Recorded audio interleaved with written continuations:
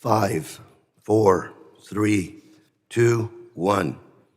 The Subcommittee on Oversight, Management, and Accountability and Transportation and Maritime Security will now come to order. Without objection, the chair is authorized to declare the subcommittee in recess at any time. And let me start by thanking everyone for joining us today.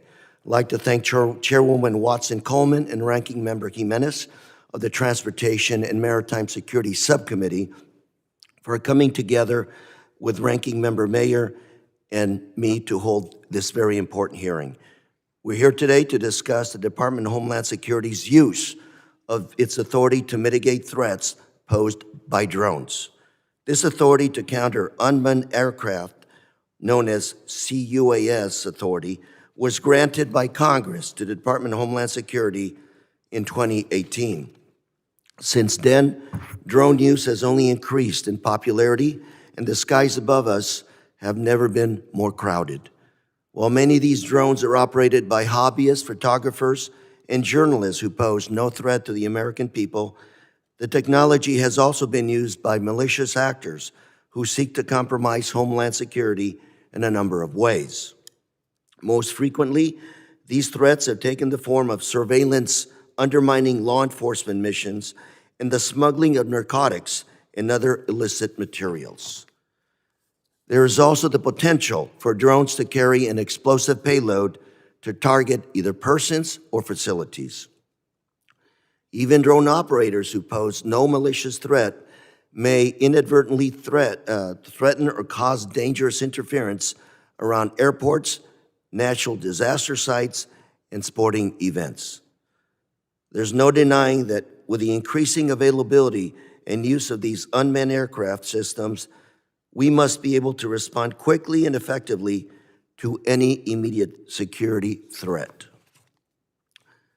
However, with all missions the department undertakes, the response to these threats must be constitutionally protected, establishing and protecting for privacy, civil rights, and civil liberties. For example, civil liberty groups have raised concerns that freedom of the press may be at risk since DHS can limit journalists from flying drones above protests or natural disaster sites, areas that there is a strong public interest in providing information to our constituents. Additionally, the groups point out that conflicts with the right of due process, for example, if a drone hobbyist inadvertently crosses the invisible line, that is restricted space, their private property will be seized without the approval of a judge. Privacy, civil rights, and civil liberties protections are the cornerstone of our democracy. As DHS grapples with the very real threat posed by drones, we must be constantly on guard to make sure that civil rights, our democracy, is protected. It's a fine line for the department to walk, and engagement from DHS offices of privacy and civil rights and civil liberties to oversee the use of this authority is important in this process. And today, we look forward to hearing more about how the department has worked with these offices and walks the line between mitigating threats and protecting the rights every American citizen has. With the government's CUS authority set to expire in October, we have a tremendous opportunity, a great opportunity here to examine how DHS has used its authority and thus far what changes can be made when the committee considers reauthorization. I look forward to hearing from our panel of witnesses today who represent some of the department components that are most actively engaged in CUS or drone activity. With that, I thank all of you for joining us today. The chair now recognizes the ranking member of this committee, the gentleman from Michigan, Mr. Mayer, for his opening comments. Thank you, Chairman Correa, Chairwoman Watson-Coleman, and Ranking Member Jimenez for holding this hearing. I also want to thank our witnesses for joining us to talk about unmanned aircraft systems. Unmanned aircraft systems, commonly known as drones, are becoming a ubiquitous part of our lives. Just like any other technology, they can be used for both good and bad ends.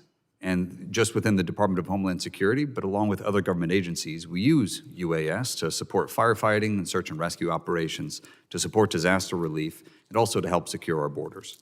But as the commercial market for UAS continues to expand, there is an increased threat posed by these drones. Commercial drones, as we have seen, can threaten our airports, our critical infrastructure, and high-profile events, whether intentionally or accidentally. To address this growing threat, Congress passed the Preventing Emerging Threats Act of 2018 to give DHS the authority to protect certain assets where there is a national security risk posed by drones. However, the authorities in this legislation do not cover such areas as large domestic airports. The bill also required DHS to assess current federal, state, and local authorities to counter this threat. I have to point out that DHS's report, which the committee received just a few months ago, is 2.5 years late. For an authority that was intensely negotiated among the interagency, as well as various congressional committees of jurisdiction, such delinquency is unacceptable. Nevertheless, the report found that state and local law enforcement entities are extremely limited in what they can do to counter the threats posed by UAS because of laws put in place to protect, importantly, citizens' privacy. Specifically, federal laws such as the Wiretap Act of 1968 and the Computer Fraud and Abuse Act of 1986, while still relevant and important in the fight to protect civil liberties, were passed long before drones were commonplace or even on the periphery of our imaginations. These laws effectively limit who can respond to UAS incident and how. Specifically, current statute makes it illegal for state and local law enforcement to intercept communications or access a computer without authorization. While these are necessary steps to take to counter a threatening drone, the existing restrictions on local law enforcement make it nearly impossible to track down the operator of such a drone. Furthermore, many of our critical infrastructure sites are privately owned, and their owners are responsible for the protection of these facilities.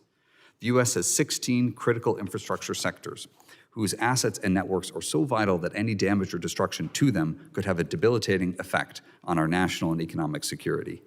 Despite the importance of these facilities, their owners also lack legal authorities to buy and operate counter-drone technologies to protect against threatening UAS. Today, we need to examine carefully the restrictions caused by previous legislation, in addition to the lack of clearly defined authorities, which has resulted in a quagmire of laws that federal, state, and local law enforcement agencies are at risk of violating if they attempt to interfere with a threatening drone. This problem is substantial when we consider that terrorists and criminals promote the use of drone technology for illicit means. These groups can buy commercial drones to carry and drop explosive payloads, smuggle drugs, and conduct surveillance. I know that just last week, Chief Border Patrol Agent Brian Hastings used technology to counter-surveil drug smugglers. The smugglers were using a drone to scout areas for law enforcement before sending their bundles of drugs across the border. So effective means of opposition ISR. Thanks to Border Patrol's ability to use counter-UAS technology, they were able to seize over 600 pounds of marijuana. I'm curious to hear how frequent this type of occurrence is and whether they have increased over the past 5 years with the proliferation of off-the-shelf drones. Congress has put forward some legislation to address this threat. For example, to prevent terrorists from using drones for nefarious purposes, I co-sponsored Representative McCall, the ranking member on Foreign Affairs, his Stop Iranian Drones Act to prevent Iran and Iranian-aligned terrorist organizations and militia groups from buying commercial drones and parts to use in attacks against U.S. and allied nations. This type of legislation is a step in the right direction, but there is far more to do. But I'm looking forward to hearing today from all of you, specifically from DHS, on two things. First, I want to know what DHS is doing to work with other federal agencies and state and local law enforcement partners to mitigate drones and how effective this coordination has been. And second, to hear what DHS needs based on the demonstrated experience with UAS, particularly on our southern border, to mitigate this threat more effectively. Given that the authorities granted in this act expire in October, we need now to decide how and to what extent we should move forward with these authorities. To that end, I think DHS needs to make its case on whether Congress should renew these authorities, should modify them, extend them, because as of right now, I don't think we have made that case yet, but I'm hopeful that DHS can provide clarity and can help us improve the handling of new authorities granted by Congress for evolving threats to Homeland Security. Thank you again to the chairs, the ranking member, and the witnesses. With that, Mr. Chairman, I yield back. Thank you, Mr. Mayor. The chair now recognizes the chairwoman of the Subcommittee on Transportation, Maritime Security, the gentlewoman from New Jersey, Ms. Watson-Coleman, for her opening statement. Thank you very much, Mr. Chairman, and thank you to all of our witnesses for joining us today for this critical and timely discussion.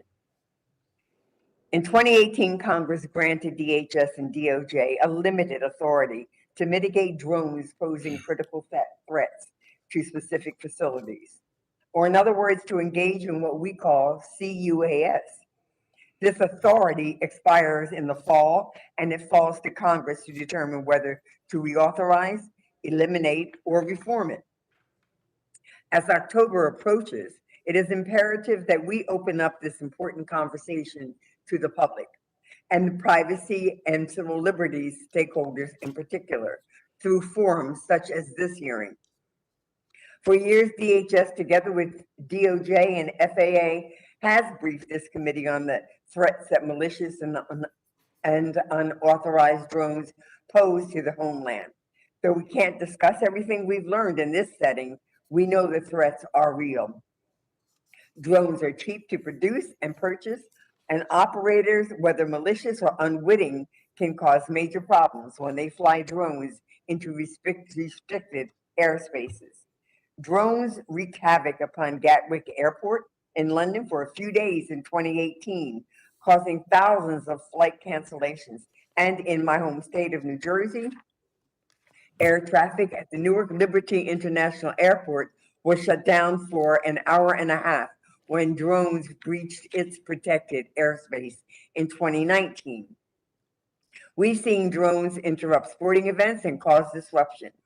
And one could imagine drones facilitating more serious harm to our nation's security, whether through hostile surveillance of sensitive government facilities or critical infrastructure, or even use in kinetic attacks. As drones become more ubiquitous and more advanced, these risks are only going to grow. According to the FAA, there are currently 850,000 registered drones in the United States, including 300,000 commercial drones and 500,000 recreational drones. To be clear, drones provide many benefits to society. Journalists are using drones to cover the news. Hobbyists are using drones to enjoy their weekends. Businesses and governments are using them to inspect infrastructure, survey land, and monitor crops. As with all new technologies, we can't focus just on the risks or the benefits. We need to balance both. In this spirit, I do have some questions about Section 124N, the government's CUAS authority, as it is currently constructed. When we create limited exceptions to laws like the wiretap, as this authority does, we must consider fundamental principles like privacy and due process. When we place limits on the use of a technology like drones that journalists use every day to cover protests, natural disasters, and other matters of core public interest, as this authority does, we must consider the First Amendment of the Constitution and the freedom of the press. That means that we need a clear understanding of how DHS is interpreting key terms in the statute and ensuring statutes' First and Fourth Amendment protections are upheld. And we must ask ourselves as we look forward, what more can we do to ensure privacy and civil liberty unions protections are baked in at every level of DHS's CUAS planning and operations? And while I'm looking forward to hearing from our witnesses about the real threats posed by drones, as well as DHS's response to these threats, I am equally eager to learn about the department's approach on questions of privacy and civil liberties. Homeland security may be about protecting our nation's critical assets, but there is no asset more critical than our values. I look forward to engaging in this public conversation as we work to determine an appropriate path forward on these issues. And I want to thank our witnesses for joining us, as well as for their efforts to ensure our nation is prepared for the long list of drone-related threats that we may face. I yield back. Thank you, Madam Chair. And the chair now recognizes the ranking member of the Subcommittee on Transportation and Maritime Security, the gentleman from Florida, Mr. Jimenez, for an opening statement. Welcome, sir. Thank you. Thank you, Chairman Correa, Chairwoman Watson-Coleman, and Ranking Member Meyer for holding this hearing today. The number of unmanned aircraft systems, commonly known as drones, in our nation's airspace is increasing, and their technical capabilities are continually improving. The evolving threat of drones used by unknown or malign actors present a challenge in keeping our country's transportation systems, critical infrastructure, and borders secure. In 2018, reports of drone sightings near the runways at London's Gatwick Airport caused the cancellation of 1,000 flights over the Christmas holidays, negatively impacting about 140,000 passengers and resulting in a significant economic impact. In the United States this year, there have already been 2 commercial flights whose pilots were forced to take evasive action to avoid collision with a drone. DHS is currently testing technology to detect and track and identify drones entering restricted airspace. Last year, I was pleased to visit the TSA testbed at my home airport of Miami International. I look forward to hearing from today's witnesses on how security and surveillance technology can be used at airports and surface transportation sites nationwide to protect the traveling public. The number and sophistication of drones at the southwest border has also increased over the last several years. I'm particularly concerned that transnational criminal organizations are using drones to move migrants and narcotics across the border and conduct surveillance on Customs and Border Protection personnel. It appears that the use of drones for illicit border activity is widespread and it's a critical element of these groups' operations. I thank the witnesses for being here today to discuss what capabilities DHS is using to counter drones through the authorities Congress gave them in the Preventing Emergency Threats Act of 2018. Thank you, Chairman and Madam Chairwoman. I yield back the balance of my time.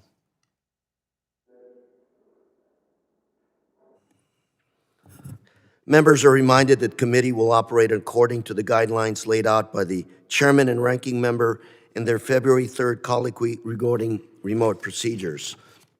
Without objection, members on the subcommittee shall be permitted to sit and question the witnesses. And now I'd like to welcome our panelists.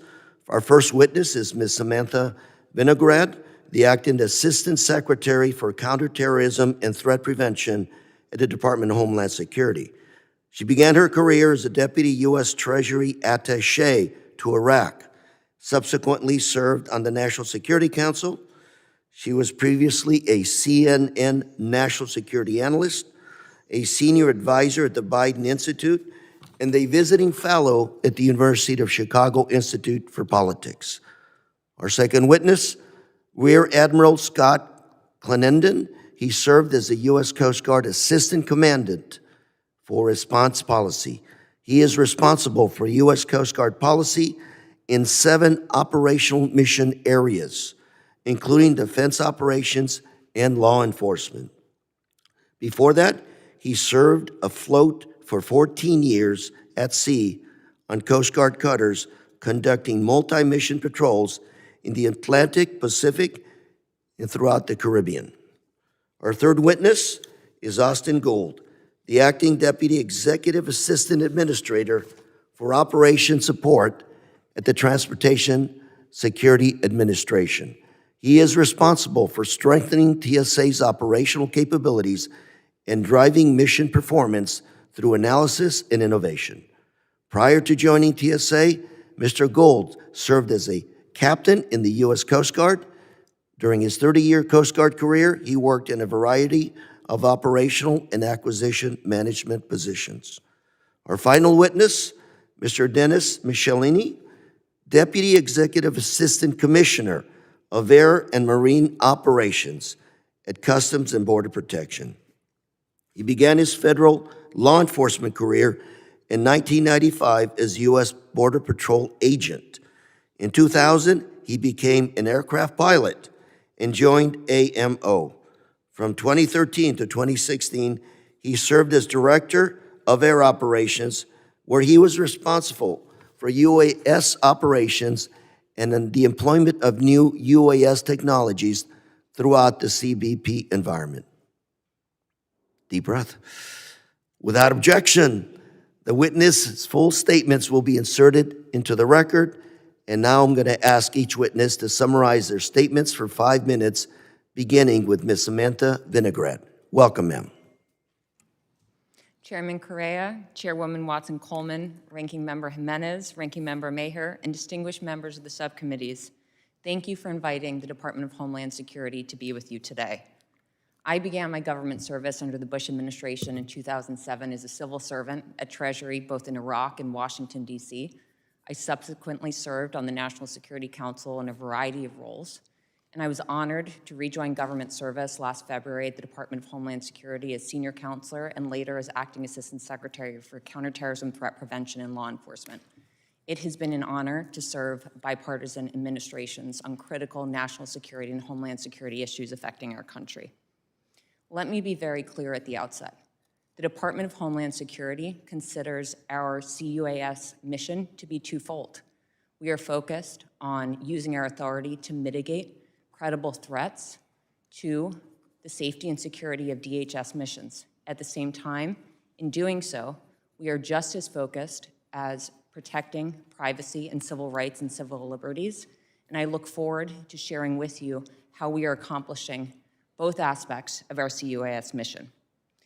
DHS is judiciously implementing the authorities that Congress granted in the Preventing Emerging Threats Act of 2018 to conduct CUAS operations.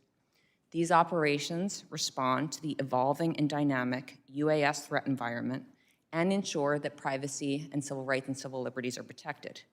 The department exercises this authority to protect national security and public safety while minimizing the impact to the national airspace system.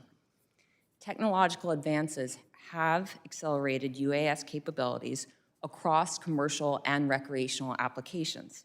Their compact size and often low cost make them suitable for performing a variety of beneficial mission sets.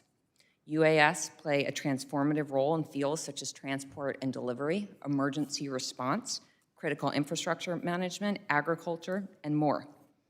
DHS supports the lawful use of UAS. We are only concerned with malicious or illicit use by threat actors. We do know that the scale and scope of UAS threats are increasing.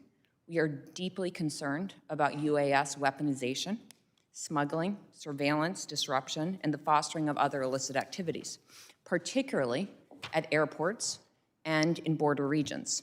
My colleagues today will provide additional details on what we are seeing from a threat perspective and how DHS is responding.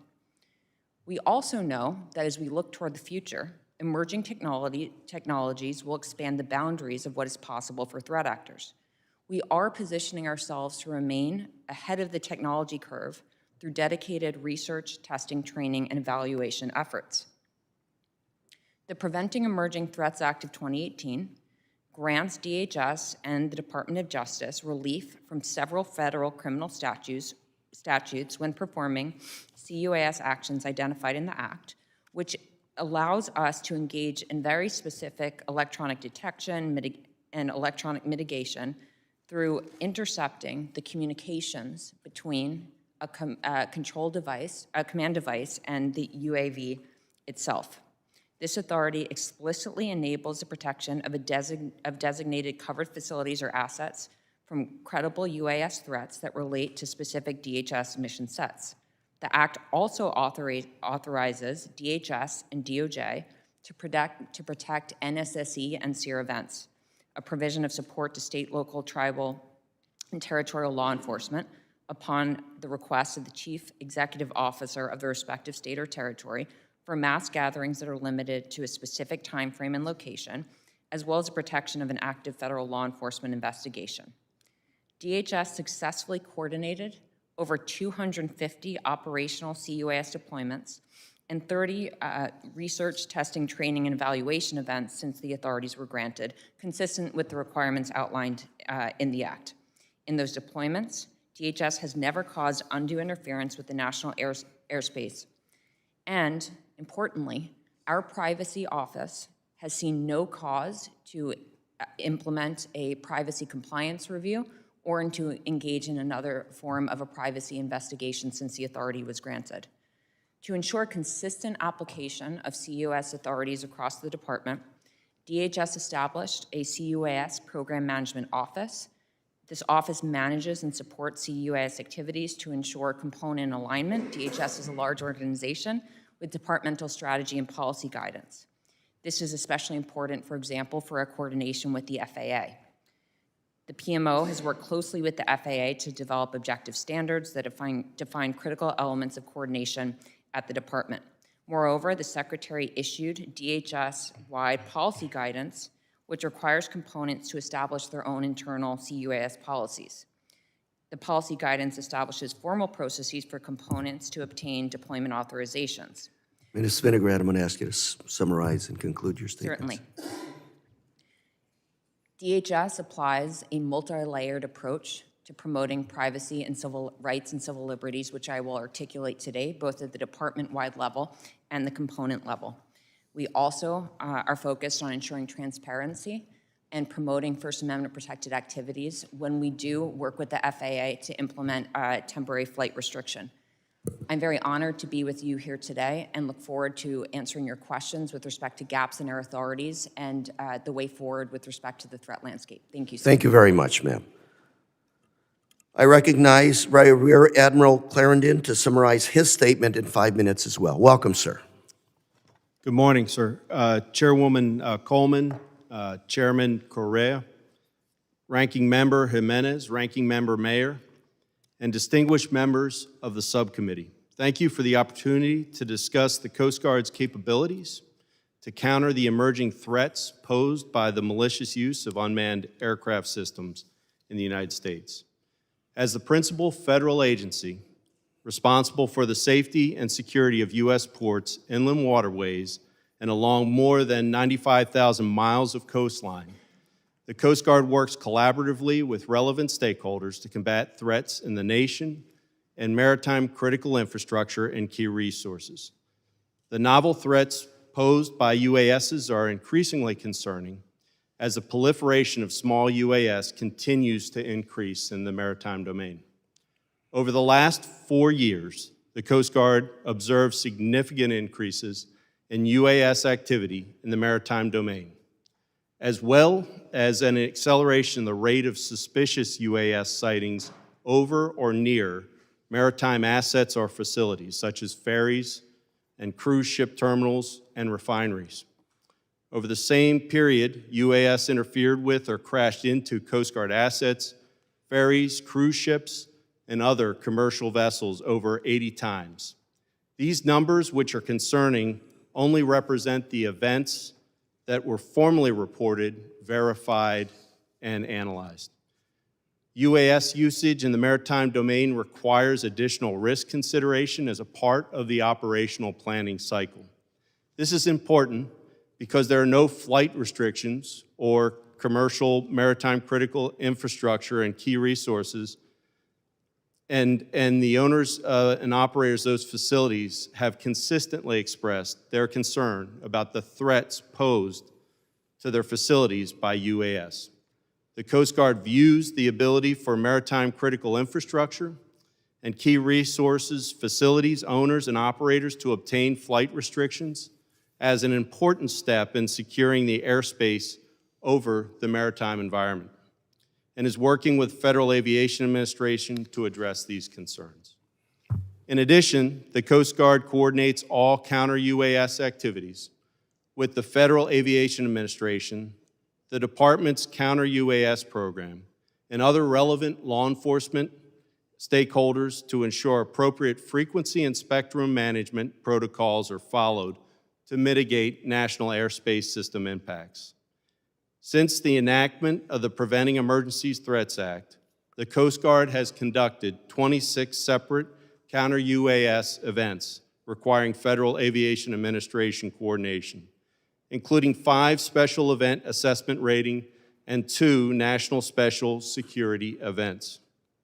Before deploying its counter-UAS capabilities for these types of events, the Coast Guard conducts a thorough review to ensure the appropriate protection of civil liberties and privacy rights for those individuals who could be impacted by counter-UAS operations. The Coast Guard also closely collaborates with the Federal Aviation Administration for the generation and release of public notices advising UAS operators and the public of the location and time period when the Coast Guard will be conducting those operations. We take our responsibility to protect the maritime critical infrastructure and key resources and events with the Maritime Nexus seriously, and we look forward to the renewal of the counter-UAS authorities granted by the Preventing Emerging Acts threat, which enabled counter-UAS operations in support of the nation. Thank you for your enduring support to the Coast Guard and your interest in this growing mission area, and I look forward to your questions. Thank you very much for your testimony. I now recognize Mr. Gould to summarize his statement for 5 minutes. Good morning, Chairman Correa, Chairwoman Watson-Coleman, Ranking Member Meyer, Ranking Member Jimenez, and distinguished members of the subcommittees. Thank you for the opportunity to discuss TSA's Counter-Unmanned Aircraft Systems, or CUAS, activities. From its creation in the aftermath of 9/11, TSA has dedicated itself to strengthening the security of our nation's transportation systems while ensuring the freedom of movement of people and commerce. Unmanned aircraft systems represent a recent challenge to this security. As you may recall, in December 2018, London's Gatwick Airport was shut down for 33 hours following drone sightings over the airport. This was a wake-up call for the aviation sector.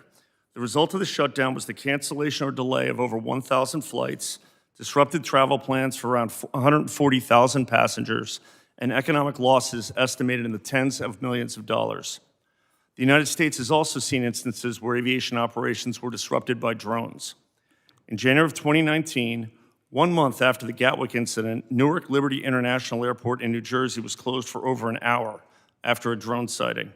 And in March of 2021, the Greensboro High Point Airport in North Carolina closed for 2.5 hours due to drone sightings. TSA has seen a steady increase in UAS events reported near transportation systems. For calendar year 2021, nearly 2,000 UAS events were reported to TSA. This was a 110% increase over the previous year. Of those events, about 1,500 occurred near airports, including 686 near major or Core 30 airports. While most of these events did not impact air operations, I want to highlight that since the beginning of 2021, 49 of these events required an aircraft to take evasive action, and 5 of these were commercial flights. In October of 2018, Congress passed the Preventing Emerging Threats Act, providing DHS and DOJ the authority to use counter-UAS systems to protect certain covered facilities and assets as determined by the Secretary and the Attorney General. While TSA has not provided specific authority in the Act, the law provides limited authority for DHS to carry out activities related to the protection of an active federal law enforcement investigation, emergency response, or security function that is limited to a specific time frame and location. To that end, response to a persistent drone at an airport constitutes such an emergency response. After the Gatwick event, federal agencies, including the Department of Justice, Department of Defense, Federal Aviation Administration, and the Department of Homeland Security, drafted a concept of operations outlining how the federal government would carry out actions to mitigate a similar event at one of the Core 30 U.S. airports. This CONOPS designated TSA as the lead federal agency for such a response. Any use of TSA's authority for a response to a threat would include Secretary approval and close coordination with the Federal Aviation Administration. Since the passage of the Act and signature of the CONOPS, TSA is prepared to protect airports from threats posed by UAS. TSA maintains a team of federal air marshals to execute DHS-authorized UAS response at covered facilities or assets. TSA also uses this team to conduct UAS-specific Joint Vulnerability Assessments, or JVAs.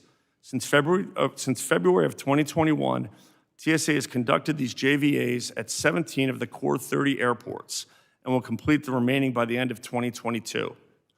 TSA also requires the Federal Security Director, or FSD, at every airport to develop a tactical response plan which outlines roles and responsibilities during a UAS event. Federal Security Directors conduct annual tabletop exercises of these plans with local stakeholders, including airport authorities, local law enforcement, the Federal Aviation Administration, and other federal agencies. Lastly, to support the development of CUAS capability in airports, TSA has established a technology test bed at the Miami International Airport, where TSA, in coordination with DHS S&T and the Federal Aviation Administration, evaluates detect, track, and identify technology, including radar, thermal imaging, and electro-optical cameras. These tests do not currently involve counter or mitigating capability and are intended to assess the performance of tracking technology in an airport and ensure that technology complies with DHS outlined privacy measures. The results will help us understand which technologies are effective in actual airport environments. Thanks to your support, TSA has the funding it needs to establish a second test bed at Los Angeles International Airport, one of the top airports for reported sightings. This funding will help us determine what equipment is best suited to identify threats. I appreciate the committee's interest in this important issue. I look forward to answering your questions. Thank you. Thank you, sir. Now I recognize Mr. Michelini to summarize his statement for 5 minutes. Welcome, sir. Thank you, sir. Good morning, Chairs Correa, Watson Coleman, and Ranking Members Jimenez and Mayor. It's an honor to be here today on behalf of the U.S. Customs and Border Protection to discuss CBP's counter-UAS operations. I started my career in border security more than 27 years ago, first with the U.S. Border Patrol, and then transitioning to air and marine operations. Nearly 10 years of my law enforcement career have been dedicated to UAS activities, and I've witnessed firsthand the evolution of the UAS threat at our borders. There are 3 areas I'd like to highlight: the current threat of UASs at and near the border, how the critical authorities granted by the Preventing Emerging Threats Acts enables us to respond, and the importance of improving domain awareness to identify, deconflict, and mitigate credible threats. Transnational criminal organizations use drones to conduct unauthorized surveillance of law enforcement personnel and their activities. This results in organized criminals on the ground becoming acutely aware of law enforcement's location. With that information, criminals and smugglers are then able to evade detection by law enforcement and facilitate the unlawful movement of people and illegal drugs into the country. Additionally, drones transport goods, and although they have limited payload capacities, the potential risk is significant. For example, a hobby drone can manage about 4.5 pounds of payload. If that 4.5 pounds was strictly fentanyl with a 10% purity, that single drone would be transporting 80,000 legal doses into the United States. And that's one drone. The overall volume of UAS traffic, both for legitimate recreational and commercial purposes and criminal intent, has rapidly expanded in the past few years. Over a recent 5-month period, CBP sensors captured more than 30,000 drone flights within close proximity of the southwest border.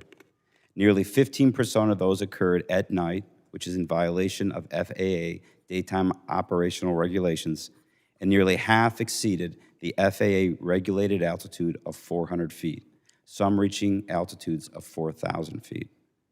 However, among these more than 30,000 flights, there were only about 4,300 unique drone IDs, indicated repeat violations by the same UAS operators. This illicit use of UAS threatens the safety of CBP's frontline personnel, poses a risk to our aircraft, and adversely affects our border security operations. However, thanks to Congress's passage of the Preventing Emerging Threat Act, CBP has been enabled to take targeted and deliberate counter-UAS actions. Consistent with the Act and DHS policy, CBP implemented a counter-UAS policy and subsequent operation plans in July of 2020 to ensure efficient and appropriate application of this authority. As authorized by DHS Secretary, CBP operates counter-UAS devices at select, active locations on the southwest border and targets specific threats to covered facilities or assets while ensuring the protection of civil rights and civil liberties. Authorization for counter-UAS operations is a methodical and thoughtful process. It requires a credible threat determination based on extensive analysis and evidence. Since CBP's implementation of the counter-UAS operations, there have been a number of credible UAS threats mitigated. As operations expand, we will continue to apply our counter-UAS authority with the same prudent and targeted application to effectively identify nefarious operators and devices amongst the expansive amount of legitimate drone traffic. As technology evolves, counter-UAS authorities will become even more critical. We have seen evidence of TCOs pursuing the use of larger drones with more maneuverability, more payload capacity, and greater capability to fly longer, higher, and further. This means that we will require a continued commitment to achieving persistent domain awareness. Having the ability to fully understand the environment in which a threat is operating is critical to protecting lives and countering criminal organizations. With your continued support, CBP will further efforts to counter this rapidly evolving threat and expand our risk-based, data-driven implementation of counter-UAS operations. I thank you for the opportunity to appear today and look forward to your questions. Thank you, sir, for your statement. I want to thank all the witnesses today. I'll remind the subcommittee that we will each have 5 minutes to question the panel, and I'll recognize myself for 5 minutes of questions. I will start out by Mr. Michelini, if I may. I was disturbed by your statement because it shows the emerging threat of these drones in many ways. That's the defense side. What about the offensive side?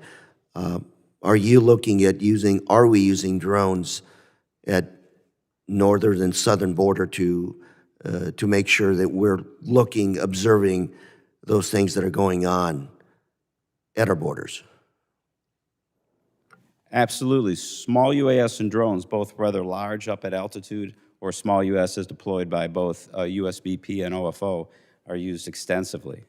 But in the context of counter UAS, it's that environment where you can understand who is the players on each side. That gets very, very complicated without the sophistication of a domain awareness technology out there.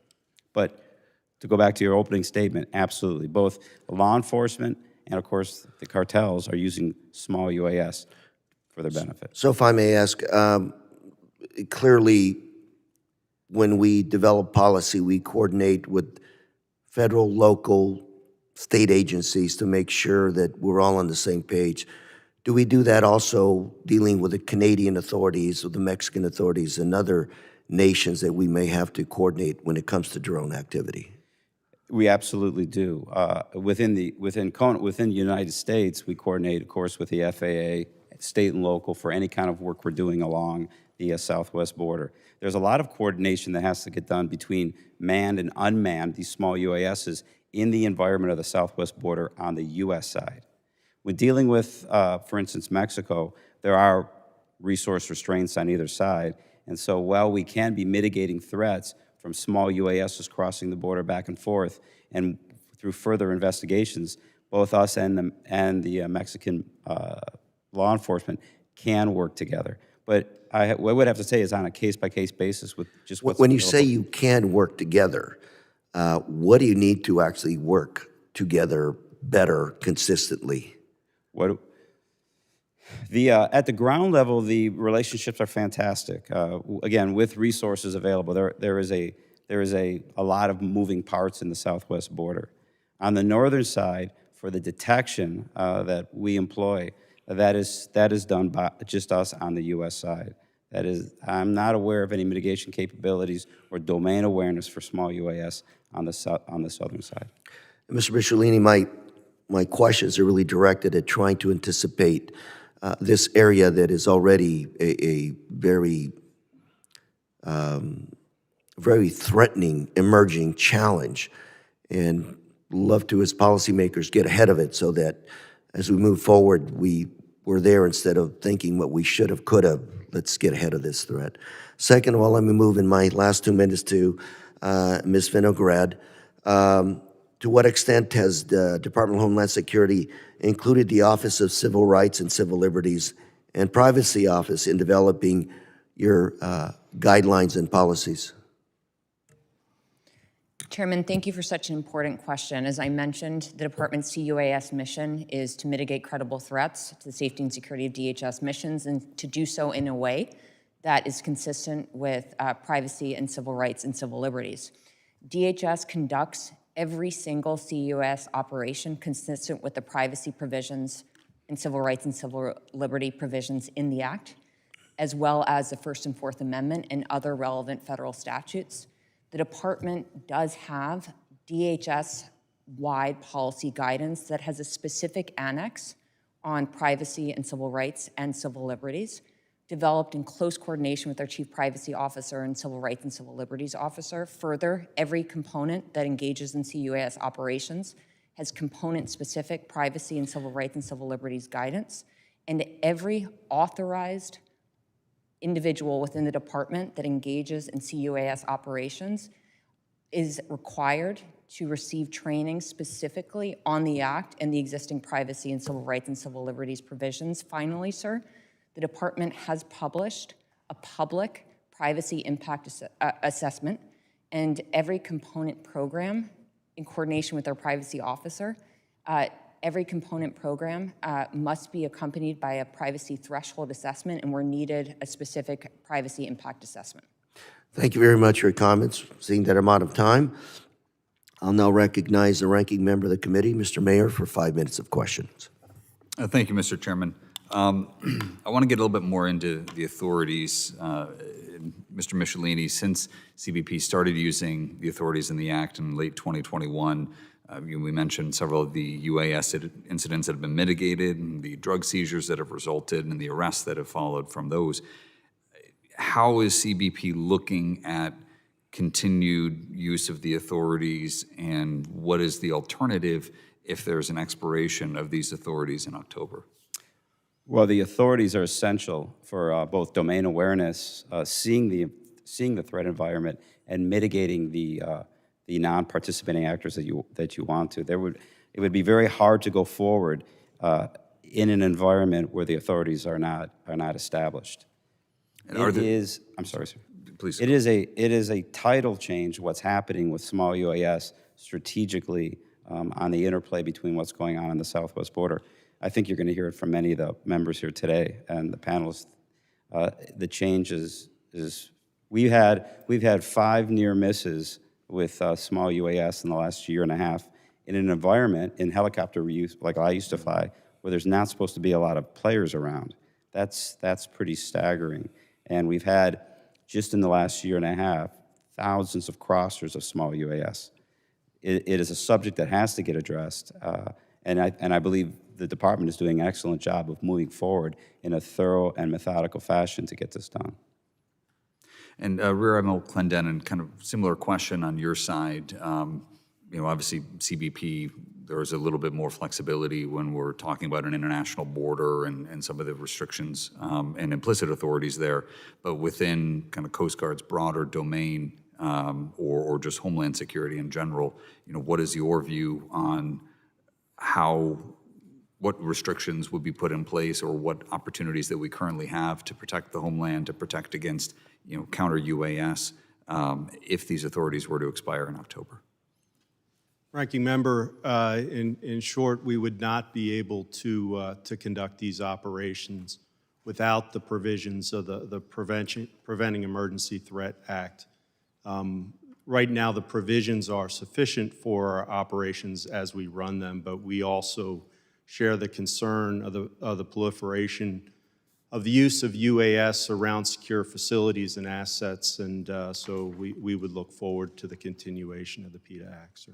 Thank you. Shifting a little bit to Mr. Gould, can you explain TSA's role in protecting against UAS around commercial airports? I know you mentioned kind of those top 30 airports, but does TSA need additional authority to be able to successfully protect a broader array of airports? I represent Grand Rapids, Michigan. We're not a top 30 airport. We're top 100. What is the expansion of that counter UAS capability look like? And as I mentioned, is there additional authorities needed to protect a broader array of civil aviation assets? Yes, sir. Thank you very much for that question. The authority that we have right now allows us to, as you said, conduct counter UAS operations in core 30 airports, subject to the approval of the Secretary. That omits airports like you mentioned, your home airport. Right now, we're involved with doing joint vulnerability assessments at these larger airports, which identify drone launching sites, potential areas for surveillance where a drone operator could cause an issue at an airport.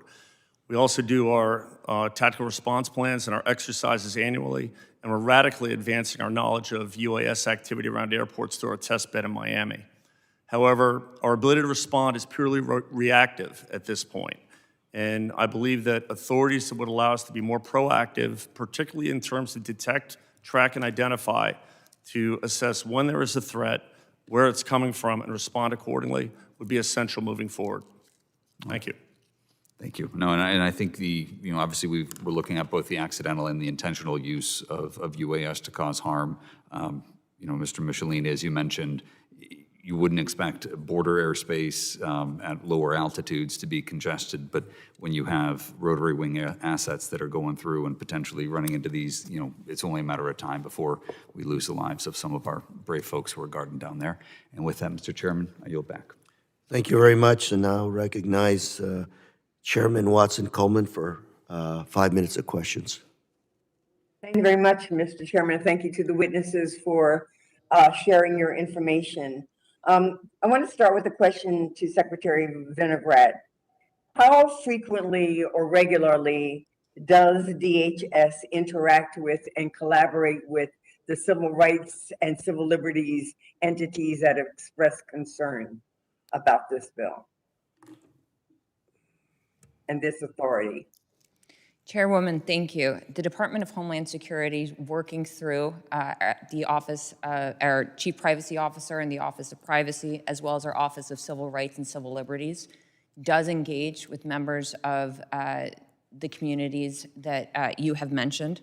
Further, as we look forward and as we acknowledge the escalating threat environment, as well as the need to judiciously apply any authorities that DHS currently has or may be granted going forward, DHS is committed to continuing engagement with members of the communities that you described to ensure that we understand any concerns. Thank you, Assistant Secretary. I want to get a handle on understanding how regularly you interact, get feedback from, and give information to these organizations and entities, because they have serious concerns.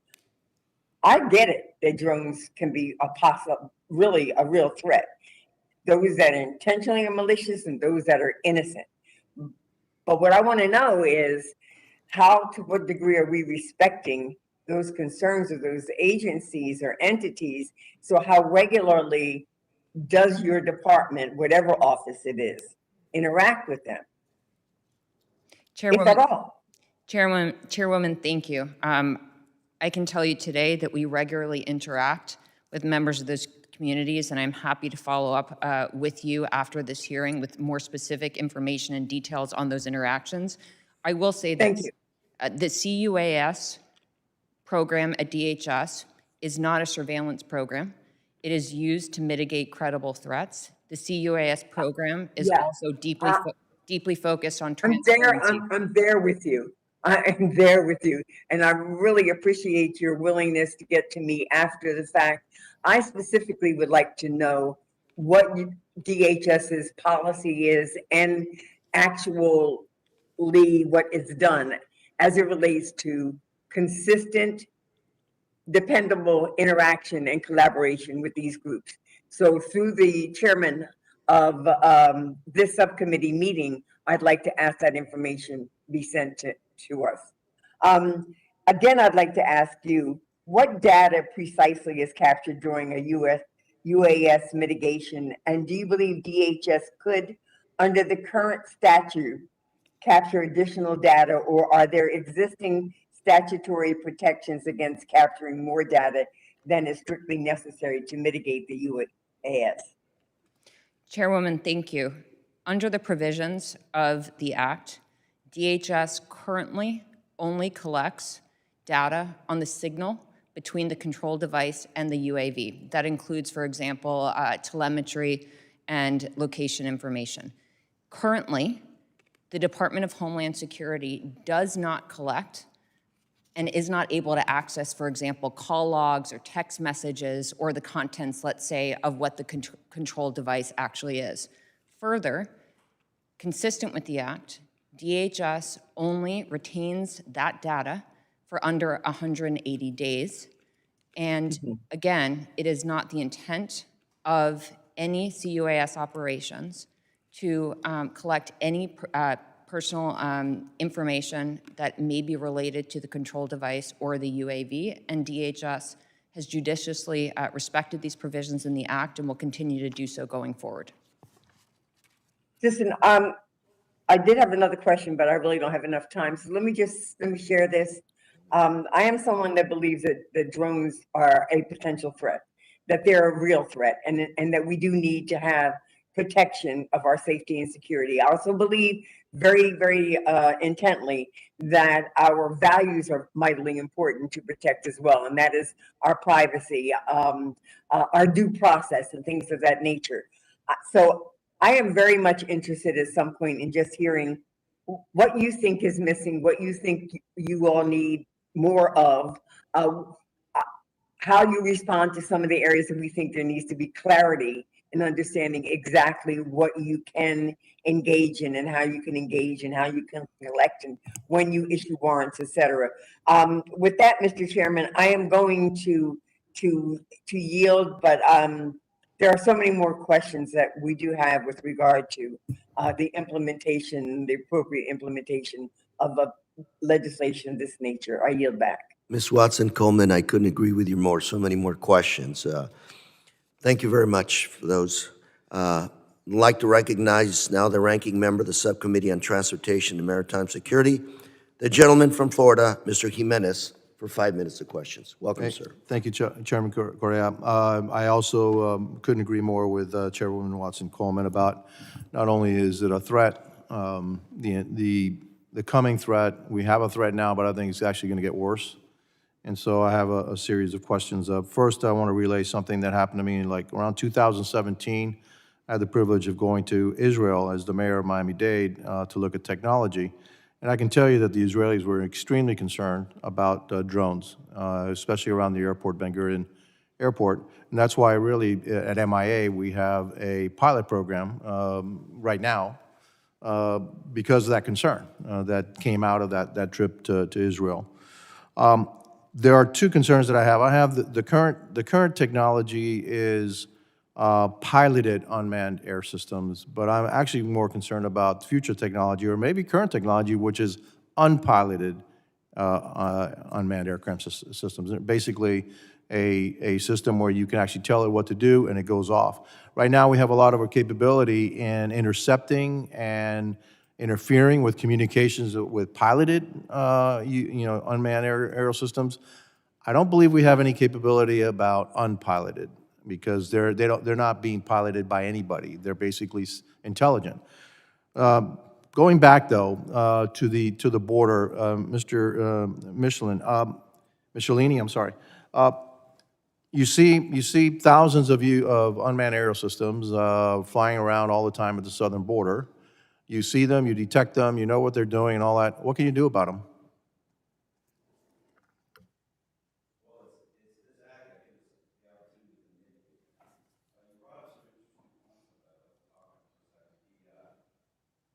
Sorry, the commanded and non-commanded.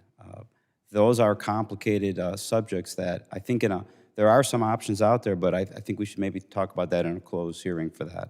Fair enough. But for the piloted one, it's not just what you see, it's the preponderance of what you don't see. And a story I can remember hearing like a year and a half ago is one of the first times we turned on these devices, they saw 40 or 45, and by the way, these are not, the ranges of what they see are not very far. They saw 40 targets that nobody was aware of. Both counter drone it was counter for the on the Mexican side, and also small UASs crossing the border. So the amount out there is really staggering. This authorization though is the foundation to how we're going to address our domain awareness gaps on the southwest border, and it is essential to keep this running. Well, do you have the authority to take them down if you consider it to be a threat? We do mitigate. We do mitigate small UAS. It's a methodical process. We set up an area that we have a high risk, and we walk through a process that's built, trickled down from the DHS policy straight to CBP. So we do have that authority. And now, Mr. Gold, I still have a major concern of we can see them, we can interrupt them, interrupt their capabilities once they get into there's a zone, right? There's a barrier, there's like a fence, right? And those piloted unmanned aerial systems we could do something about, or many of them. It's the unpiloted aerial systems that really concern me and the capabilities that they may have in the future, especially carrying destructive payloads, okay, into an airport. Do you have the authority now to take these down if they cross over into restricted airspace? Sir, DHS has the authority to mitigate counter-UAS in accordance with an emergency response or a security incident, like I discussed in my opening statement. As a lead federal agency, TSA is the lead federal agency under that authority. In terms of having the capability to actually do that today, we do not. We're focused on detect, track, and identify. I'd like to highlight your concern. I met with the Center for the Protection of National Infrastructure, which is the UK's version of infrastructure protection, prior to this hearing to discuss the Gatwick incident. They believe that, at least on some of those flights, when Gatwick was shut down, it was a drone operating exactly as you said, no connection to a ground control station, purely by GPS waypoints. Difficult to detect, difficult to interdict. Thank you. Mr. Chairman, I think that we need to probe further into this about what we're doing about, are we funding sufficient research in order to obtain offensive capability? A defensive capability, which is offensive in nature, we're basically taking them down. Because I really do believe that it's a matter of when, not if, a major event is going to be happening either at the border or it's going to be happening in one of our airports or one of our transportation hubs through the use of these unmanned systems. Thank you. Mr. Jimenez, I couldn't agree with you more, and what I'd like to do is follow up with a closed discussion with Mr. Michelini on some of these issues at the border and these drones. So I'd like to have the staff try to schedule that. Thank you very much, and now I'd like to recognize Mr. Payne for 5 minutes of questions. Welcome, sir.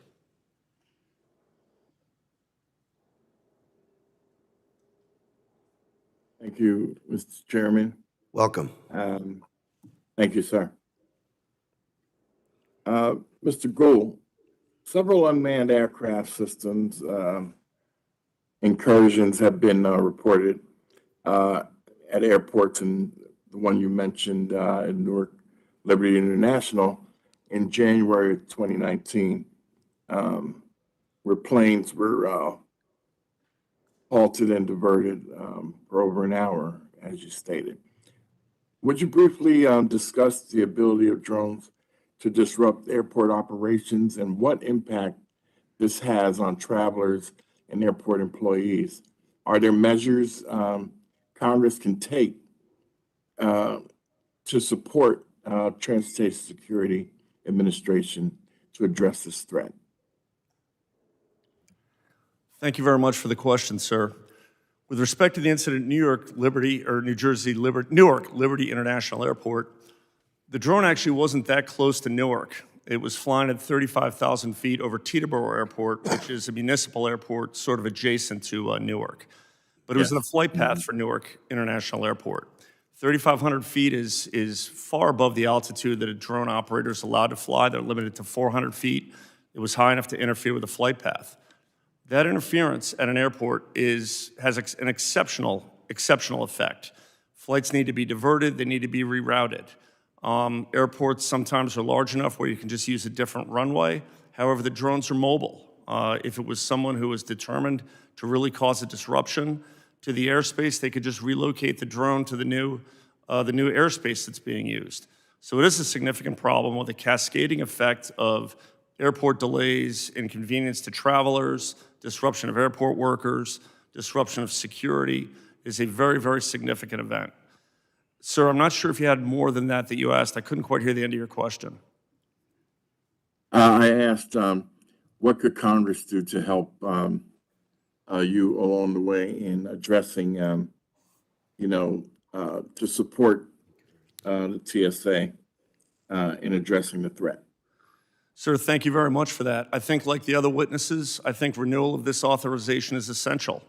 And from TSA's perspective, not only to Mr. Meyer's question earlier about would we go beyond the core 30 airports, which increased authorities would allow us to do, It would also allow us to protect other modes of transportation, because this is not unique to the airport environment. Pipelines, refineries, railroads are all subject to unmanned aerial systems incursions that right now we do not have any authority to respond to.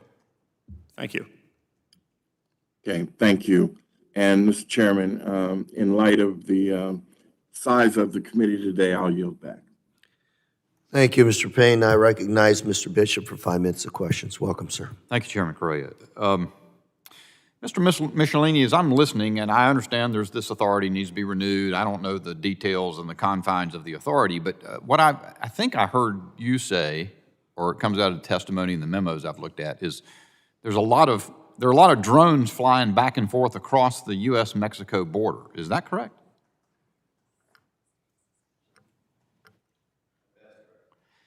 I don't think your microphone came on, but That is correct. Okay. And you gave a couple figures. I don't know whether they include both things that are drones just on the U.S. side and those going back and forth, but you mentioned 4,300 unique IDs. In other words, 4,300 different drones up in the air and 30,000 flights in the last 6 months. Is that what you said? That were recorded, correct. That you recorded. And these, and you know, Sonny, we get new terms and everything. We got UAS, and then we got CUAS, counter UAS, so I'd say anti-drone mechanisms that you've got available. Sounds like they're surveillance things, so you can pick out more of them. Is that right? You can find them, you can see them. Just with the, so with the counter UAS technology we have, I want you to think of it as both, you know, to detect and mitigate. Typical radar that's used in the manned aviation environment, they're not really picking this up. So when we started it down this process of counter UAS, it was both the technologies to detect and then the technologies with the authorities to mitigate. So mitigate, if I read the memo, or there's maybe a summary of the memo correctly, it sounds like you can maybe jam a transmitter and force the thing to land or something. Is that sort of the right idea? Right, there's communication between, not to go down that other line, but there is communication between the operator and the small UAS or drone. When the communication is just interrupted, usually what happens is whether you own a small UAS or not, it'll have a return to home or some sort of land function to it. Okay, so I get it, but to me, and I get mitigation sounds pretty timid, and so does that when I hear it described. I mean, Mr. Jimenez asked the question, do you have the authority to take them down? Maybe I can't understand.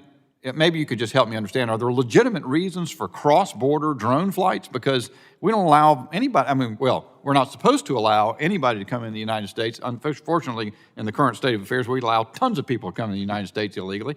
I don't understand a reason that we would allow drones to come into the United States. Why don't we shoot them down?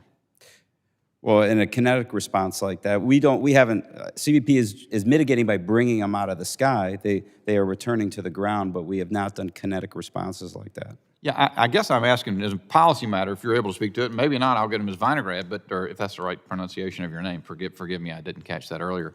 But what is the policy reason? I just thinking about it from the perspective of Americans watching this hearing, they may say, why would we allow? Staff had a notation in the memo that one drone has had 1,500 flights across the border.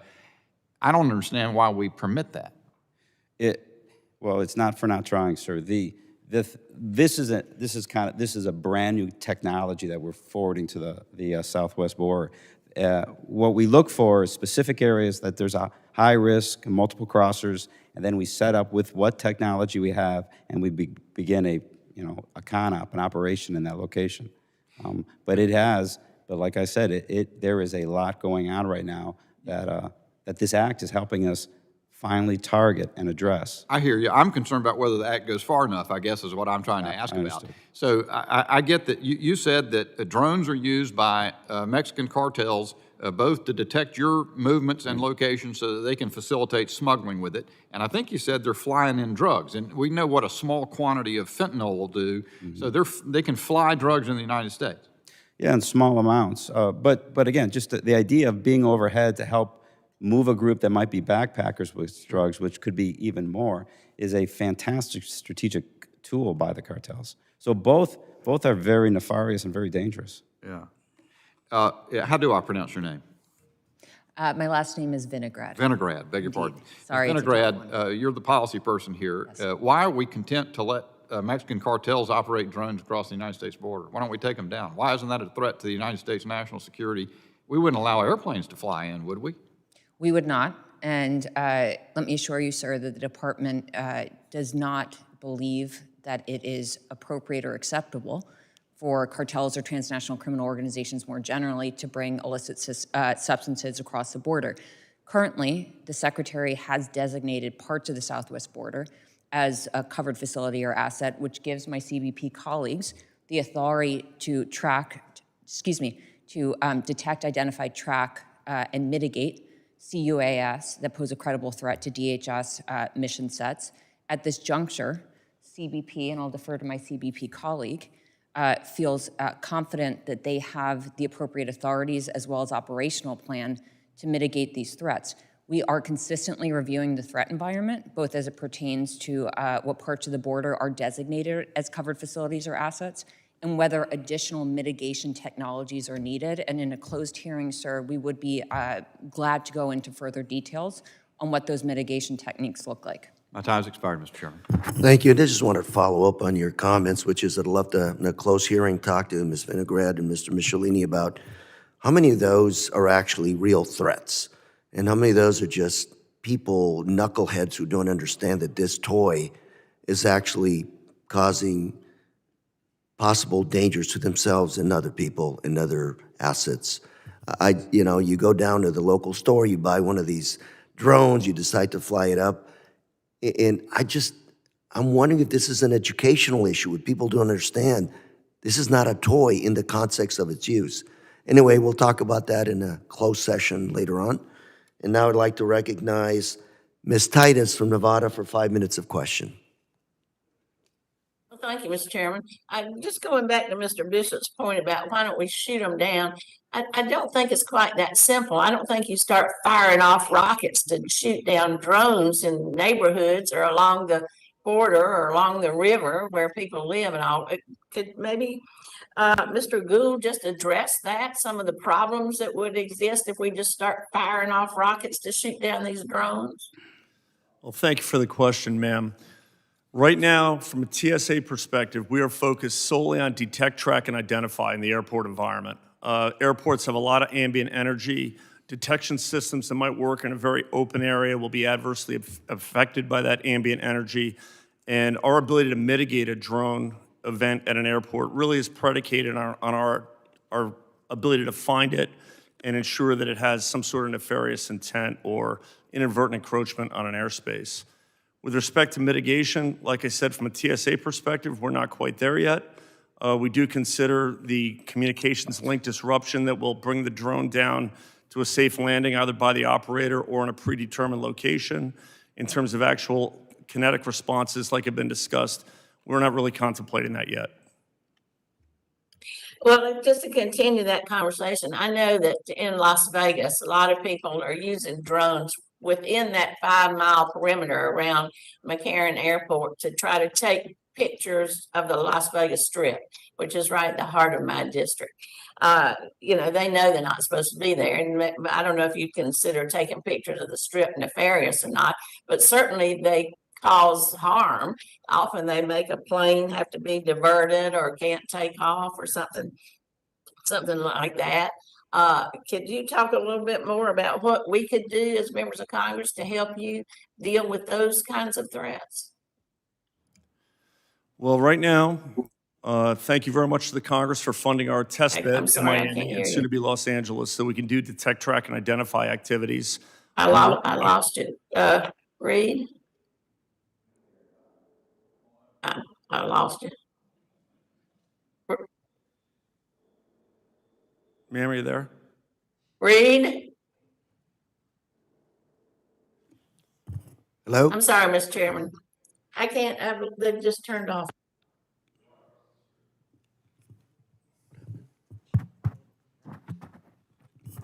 We're here. Can you hear us? Can you hear us now? I can't hear them. Ms. Titus? Can you hear us? I Hello? didn't touch anything. A drone attack. Can you answer the question if you Would you like me to can? finish the Yes, response? please. Thank you very much, Mr. Chairman. I'm well aware of the drone situation in Las Vegas as well. The Las Vegas Strip is a very attractive location for people to film. There was a commercial aviation aircraft on final approach to Las Vegas. It was actually tailed by a drone photographing it not too long ago. So back to our detect, track, and identify mission that we're testing out in Miami. I cannot emphasize the importance of that work enough. It allows us to quantify the problem in the airport environment and to expand it to other airports. In Miami specifically, we had about 105 reports of UAS in the last year. From a visual reporting perspective, using technology down there, the number exceeds 20,000. Now, these are not all near the airport. It's in the greater Miami area, but many of them are clustered around the airport. And pursuing our detect, track, and identify capability will help us address that problem. Thank you, ma'am. Thank you. Mr. Well, Mr. Chairman, maybe we can work on some of that to be helpful to address this problem with TSA. Ms. Titus, you have a minute left. That's all right. I'll yield back. That was mainly what I was concerned about. Thank you. Thank you, Ms. Titus. Now I'd like to recognize a gentlelady from Ms. Harshberger, gentlelady from Tennessee, Ms. Harshberger. Ma'am? Thank you, Mr. Chairman. I am a gentlelady. Thank you to the witnesses today, and I do have some concerns, and I'd like to direct this question to Mr. Michelini. You know, you mentioned that these drones go from 400 foot to 4,000, and you know, it's the same offenders time after time, and there's going to be larger drones used to increase the payload that they're carrying. You know, I've read reports that the drug cartels are using these drones to facilitate the movement of drugs and illegal drugs over the southwest border. I guess my question is, I know Mr. Jimenez was talking about taking these drones out, but from what I understand, you can render the software useless and you can cut those off. I'm looking at a recent report about a U.S. provider of vector graphics editing software who closed access to the services for those drones. Is that a possibility? And do you know the make and model and what type? You've listed that there's been 4,300 drones identified because you do have to register those. But, you know, my question is, what capabilities does CBP have to counter these transnational criminal and drug trafficking organizations on the border? Can we do that with that software? We absolutely can. I mean, for the hardware and software that we utilize across the southwest border, we use other metrics necessarily than just their ID number. It's a little complicated in that we're working very close with the FAA, and that's how we deconflict what may be a rancher or somebody flying their small UAS and a nefarious character using a small UAS. It's not quite as easy as to do with a manned aircraft where it's on a radar target and you can see it. First, you have to set up these counter UAS devices and detect it. One of the problems, though, is you can buy a small UAS right now and it might have a ceiling. It might have a built-in ceiling of 400 feet. And if you take it out and try to fly it, the software knows where it is. But when you hear these examples about them flying higher, either that was pre-software or people have gone around the software kind of limits on their platforms. So while you can, you know, this is just how crime works, is while you can set software limits in a piece of machinery, once you buy it, though, things can be altered. Yeah. Well, that's crazy. You know, 4,000 foot, that is, that's VFR for a small aircraft, you know, a personal aircraft, personal pilots. So, you know, that's a little bit crazy. Do you know the models or which drones, I guess, you're confiscating more of? That's why I'm asking. We or do the make know. and model of those drones, because some, you know, DJI is a Chinese drone. I'm just questioning what you're seeing. Well, they command about 80% of the market, so predominantly we would see that company. I don't have on me right now the specifics of the companies that we've that we're tracking or the few that we have interdicted, but that's information I could get to you. Yeah, that would be great, and like you say, they can alter that software later on. And it's terrible, but we see the increase of drugs and increase in the payload that they, drop across the border we already have problems. So that's just it's not going to mitigate it all. It's just going to increase the problem with the drug flow. So with that, Chairman, I thank you for your time and I yield back. Thank you, ma'am. Let me now the gentlelady from Texas, Ms. Jackson Lee, for 5 minutes of questions. Thank you very much, Mr. Chairman, and ranking members of the respective Transportation and Oversight Committee. This is a continuous important issue and an issue that we should certainly focus on. Again, to witnesses, let me express my appreciation. Let me just simply say, this is really about saving lives. I guess I immediately think of, in addition to the other elements of this problem, is loss of life in a flying commercial airline. Let me ask Rear Admiral Clendenin, if I would, and Mr.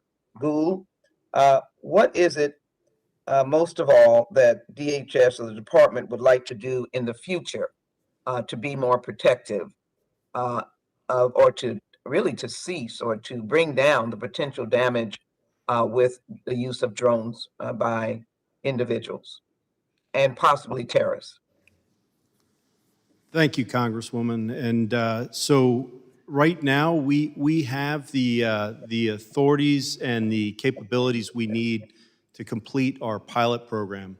Once we complete our pilot program, we'll move to what we call a program of record, a more permanent, both in the types of systems we acquire and the numbers that we need to support our maritime security operations. And as we do that, we'll communicate with the department and with the administration and with Congress for any additional needs. But as we stand right now, we have what we need to complete the pilot as long as we can continue the PETA authorization. Mr. Gould? Ma'am, thank you for the question as well. Right now, our authorities are, DHS's authorities are limited to the core 30 airports. They're very reactive and they're for a limited time, limited duration, and for a very discrete event. In the future, I believe that additional authorities for other airport environments, as well as other modes of transportation, are essential. As I said before, pipelines, rail systems, major terminals, cruise ships, they're all subject to the same sort of nefarious drone activities we see at an airport. And being able to go beyond the core 30 airports to those other modes of transportation, I think, is very important. Thank you. Mr. Gould, I'm going to continue with you because I thank you for that openness. I don't think many members, except for your testimony, realize that you have a limitation when we have over 300 million people and the land mass that we have here in the United States. Why don't you probe that a little bit more as to how dangerous it is to leave these other elements out of oversight and the authorization that you would need? Chairwoman, if I may just jump in for one moment, thank you for articulating some of the gaps in existing DHS authorities. The administration will be in the very near future submitting a legislative proposal to Congress that articulates the gaps that we seek to address in the reauthorization process. I will note that in the statutory assessment that was provided to Congress in December, the administration did review and articulate gaps that we do see, which include the proactive and persistent protection of airports by DHS. DHS currently does not have the authority to engage in that proactive and persistent activity. Further, we have articulated that airports do not have the authority to, for example, purchase equipment to unto themselves engage in detection and mitigation of unmanned aircraft system threats. So we look forward to submitting that legislative proposal to you and to addressing these gaps based on the escalating threat environment. I thank you, and I think I'd pose the question to Mr. Gould as to the extent of the potential danger. TSA. Mr. Gould? Ma'am, I agree with my colleague from the department on where we're at in this. Drones present a threat in the airport environment and the transportation environment writ large. It's a very challenging threat. It's a very dynamic threat. The proliferation of drones are growing significantly. Detecting them, identifying friend from foe, legitimate operations from perhaps malicious operators is a true challenge in transportation venues, and it's one that we need to address with a whole of government solution. I'm very pleased with our Thank you. interagency oh, go ahead, ma'am, sorry. No, I just said thank you very much. Let me just get in the last question of how much are we fearful of a terrorist utilization of these drones? Someone can quickly answer. We are deeply concerned by the potential use of malicious threat actors, including terrorist organizations, related to the use of unmanned aircraft systems. Well, I look forward to working with the committee and working with the administration for a very important issue. And I thank the witnesses for their testimony. Mr. Chairman, I thank you for your indulgence. I yield back. Thank you, Ms. Jackson Lee. Any other members wish to ask questions under this first round of questioning? Seeing none, I would ask the committee if anybody would like a second run of questions. That's an affirmative. Ranking member. It's just not a question, really. I really want to push forward with this committee looking at what we are doing as a nation to, we can detect them, we know they're there, but what can we do about it, okay? And we need to work on the capabilities of doing something about it sooner rather than later. So I would hope that this committee can have a closed session on that in the near future. Thank you. Mr. Jimenez, I would just comment that I concur with you, and before we get there, I'd like to have that closed session with some of these folks here to get a better picture of what we're facing and what actually we need to at least to begin to address the emerging threats. Well, if I can make one more comment, we don't have to shoot missiles at them, okay? So, I mean, I want to get that off the table, okay? There are other ways that you can mitigate and have an offensive capability, a defensive capability against these without being missiles. And I've, news, the Israelis are doing some stuff with this, and that's some of the things that we really need to look at. And Mr. Jimenez, I totally agree with you because I think it starts out with education. Again, take care of the knucklehead factor, which are people just think it's cute to fly their drone into an airport area, which without understanding the implications after that, then you have the criminal element, then we go to the next level of action. Mr. Bishop, you had some questions, please. Thank you, 5 Mr. minutes, Chairman. go. I'm going to pursue this same avenue. I do think, to Ms. Titus' point, I certainly don't think we should be firing missiles at drones in Las Vegas. A lot of things happen in Las Vegas. I think that would be a bad modification. And I see... But it would stay in Las Vegas, right? It would stay in Las Vegas, I'm not sure.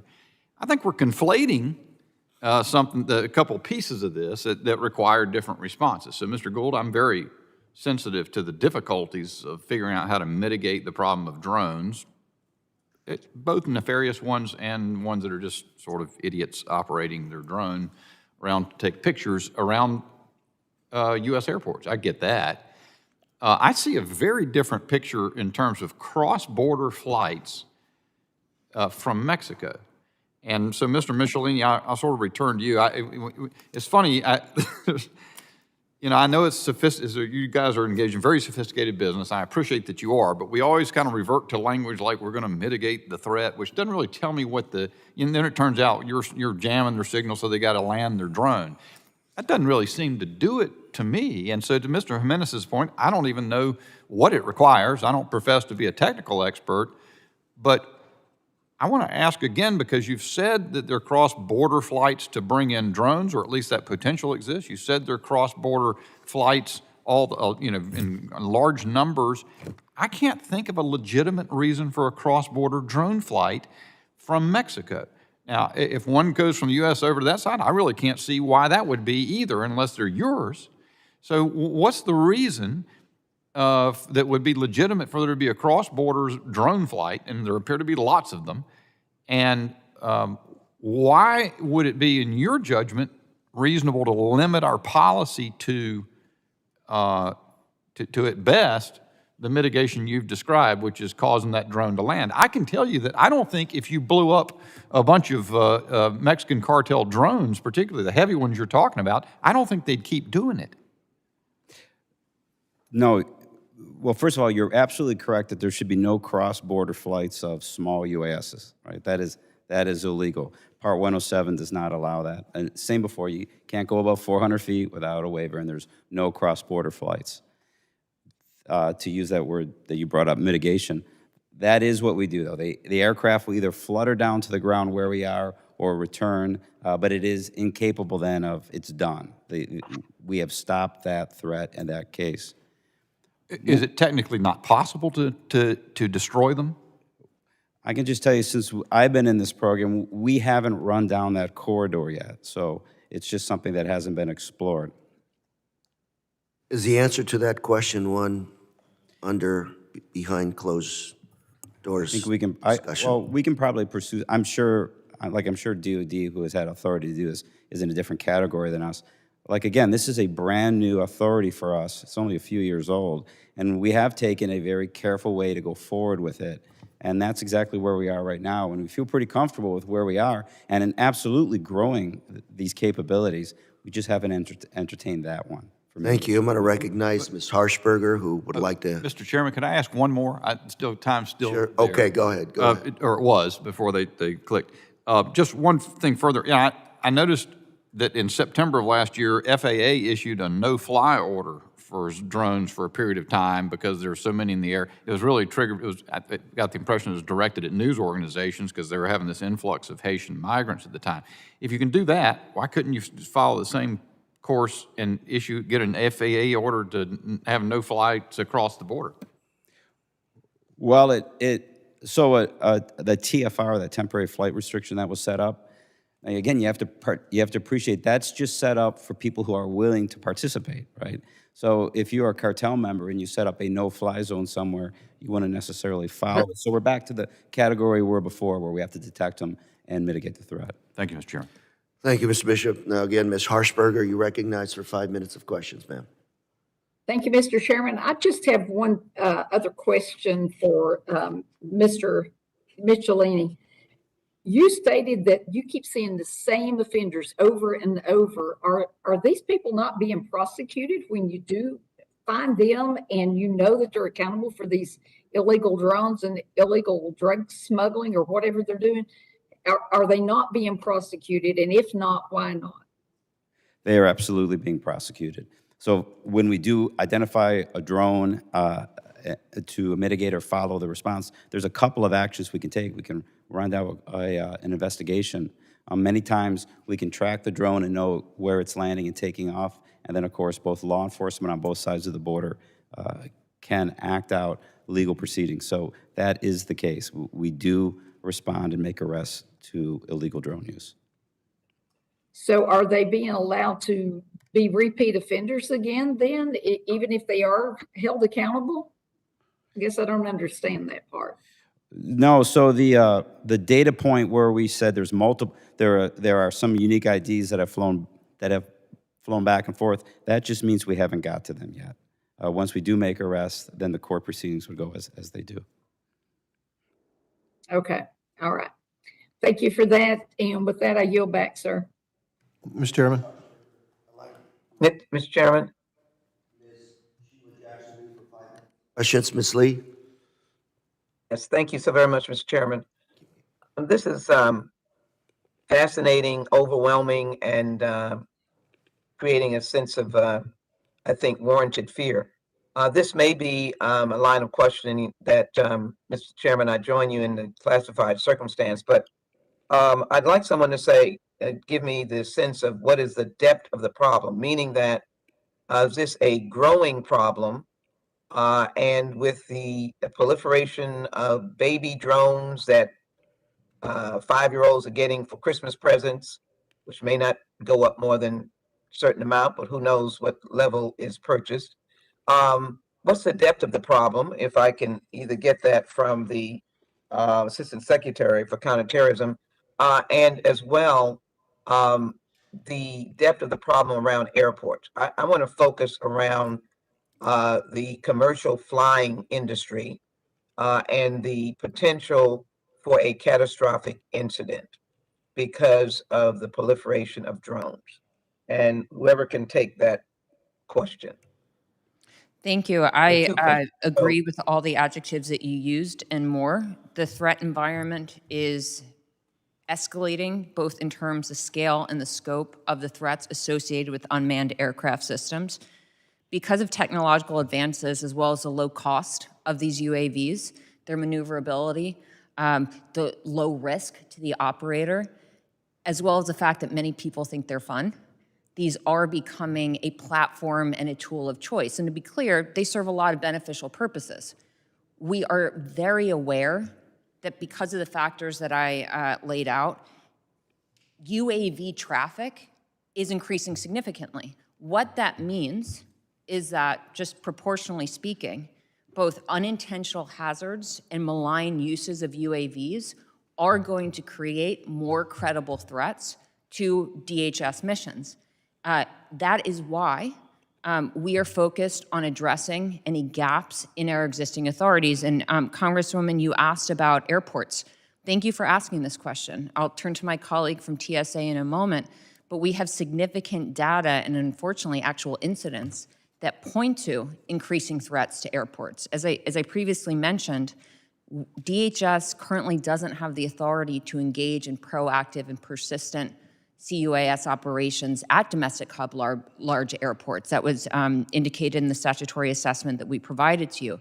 So in summary, because the threats are going to increase, that logically means that the threats in and around these airports are also going to increase. And we, in the legislative proposal that the administration will soon provide to Congress, very much look forward to working with all of you in addressing these critical gaps. And ma'am, thank you also from a TSA perspective for that question. I agree with my colleague from the department. The airport environment is where unmanned aircraft systems and commercial aircraft can just come into contact. You know, airplanes are trying to land or take off. People are flying drones around. It just is inherently a high-risk operation. But it doesn't even have to be that close to the airport. Like I said before, when Newark Liberty was shut down in 2019, the drone was at 3,500 feet over an adjacent airport, but it was high enough to interfere with the flight path for Newark Liberty. That creates issues with potential mid-air collisions. It creates problems when aircraft have to take evasive action, which happened 49 times in the past year, involving 5 commercial flights as well.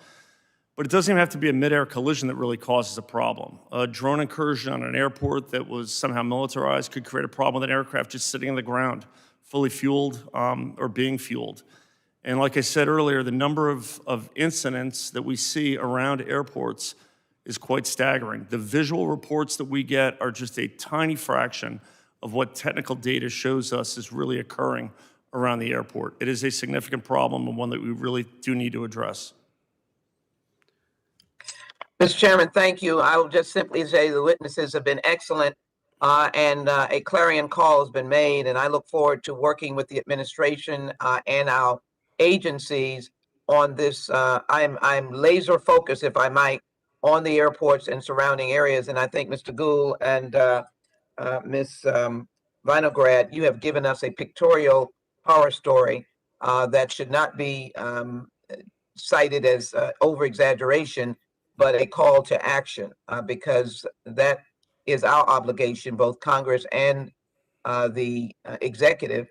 And I thank you for the future offering of this legislation, which I hope to be a part of, to be able to help us solve this problem and secure America's skies as well as the American people. Thank you, Ms. Jackson-Lean. Mr. Jimenez, you had some thoughts. Yes, thank you. Again, some more comments. We do have some capabilities against piloted unmanned aircraft, but my fear is that the capabilities of these unmanned aircraft is getting more and more sophisticated, and really for nefarious purposes, they can be unpiloted and just given a mission, and the drone will carry out the mission. Period. And you can't knock it down because it's not communicating to anybody. It's all internal. So that's why I think we need to have something of a closed session and talk about these issues, and then also the issues, how can you actually, knock them down? Because as you said, it's not about a mid-air collision. We can have a drone go into a militarized drone go into an airport and cause havoc and destruction and loss of life. So it's a great danger, something that has been identified for some years, and it's going to happen. You know, I'm telling you, it's going to happen. Okay, and so we need to be prepared for it. We need to stop it in any way possible. And thank you, Mr. Chairman. Thank you, Mr. Jimenez. Any other members wish to comment or question our witnesses? Seeing none, I just wanted to thank our witnesses here today and just to remind folks that we're talking about 4,000 feet, 5,000 feet up in the air, but there's also another area that we should consider, and that is, 15 feet off the ground, backyards. More and more people at home are sitting at home Sunday afternoon in their backyards. Then you have a drone come in to essentially observe what you're doing as a private citizen. And these are privacy issues, and we need to address them as well. So with that being said, I want to thank the witnesses for their valuable testimony and the members for their most important question. Ms. Miller-Meeks, did you want to ask some questions? 5 minutes? Of course, please. Thank you, Mr. Chair, Ranking Member Jimenez. Mr. Michelini, I've read reports and I've seen firsthand on trips to the border that drug cartels are using drones to facilitate movement of drugs and illegal migrants over the southwest border. I know you alluded to this in your testimony. Can you describe, and if it would happen during my absence, I apologize, what the CBP has seen, and then what capabilities do you have to counter transnational criminal and drug trafficking organizations on the border? So what we have, so as far as counter small UAS and what we have seen, I think you might have been out, but we had 5 near misses just with our own aircraft and a small UAS in the last year and a half. We've had 6,500 illegally cross the border since August of 21 that we've seen. Again, this is really important, just to go what Mr. Gould is saying. It's just what you see, right, where you have your capabilities. And then 1,700 illegal crossings since January. The illegal crossings are just one category of it. The other category is just parking drones so the cartels would create a sense of domain awareness of where they want to go, whether that's how you cross by a port of entry or how you cross between ports of entry, and then how law enforcement on the U.S. side is reacting to how you're crossing. So it's a great tool for the cartels. And again, they don't have First or Fourth Amendment. They don't have any concerns, right? They're just operating at will. So we have developed from DHS lead a CONOP on how we execute counter UAS operations on the southwest border. Presently, we have 2 covered locations, and we will intend to expand it all within a judicial, concise process to ensure we're doing this within our authorities. It is a process, and we are moving forward, and I think we've had some great successes, and we've had a lot to learn, and it is, like every other person sitting here, it is an uphill battle right now, but in a moment like this, I think there's some clarity on where we need to go.